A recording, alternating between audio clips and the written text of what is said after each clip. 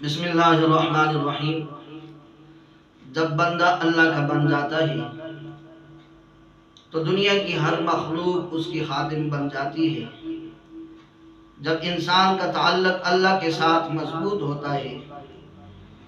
تو دنیا کے کیڑے مکوڑے بھی اس کی خدمت میں لگ جاتے ہیں۔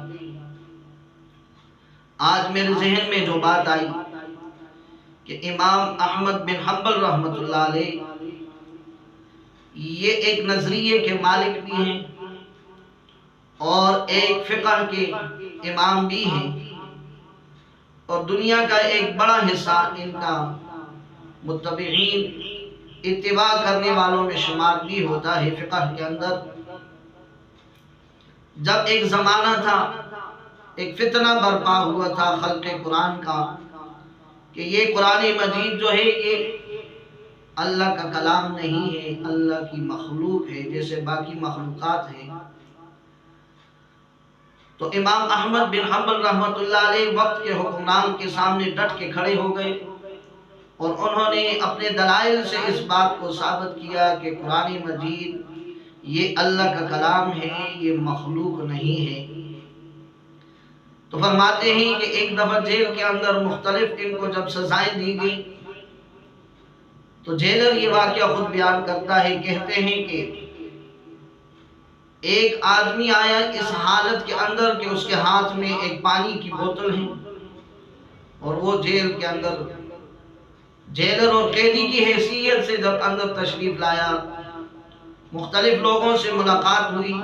اس کے ہاتھ میں پانی اور بوتل تھی، اور اس سے جیلر کہتے ہیں ایک خاص قسم کی خوشبو مہک رہی تھی،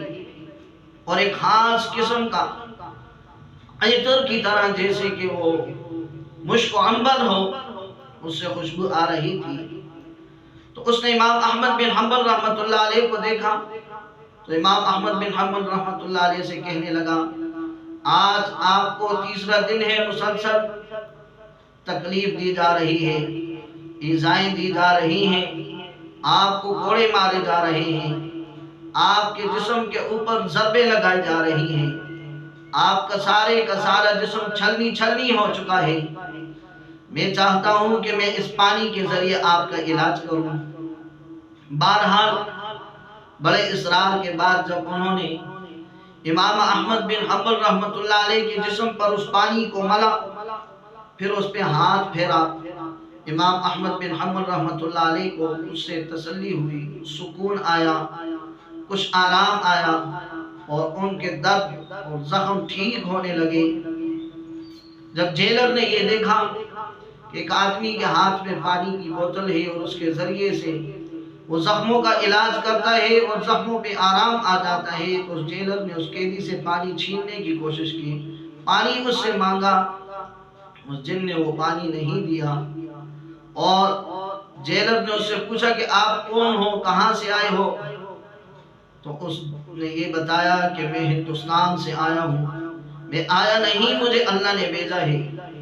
اور میں جن ہوں، میں انسان بھی نہیں ہوں، اور یہ وہ جنت کا پانی ہے جو حضرت آدم علیہ السلام جنت سے لے کر ہند کی زمین پر اترے تھے، اور ہندوستان کی زمین پر اتر کر یہ پانی وہ ساتھ لائے تھے، اور یہ میں اسی جگہ کا رہائشی ہوں، اور میں یہ پانی اس ہند کی سرزمین کی سے لایا ہوں، مجھے اللہ نے بھیجا ہے، اور میں اس کے ذریعے میں نے علاج کیا ہے۔ اور یہی امام احمد بن حنبل رحمۃ اللہ علیہ کتنی تکلیف برداشت کرنے کے باوجود ایک دفعہ درباری ملا ان کے پاس آئے اور کہنے لگے کہ اے احمد بن حنبل، تو روز مار کھاتا ہے، روز کوڑے کھاتا ہے، بالآخر تیرا جنازہ اس جیل سے نکل جائے گا،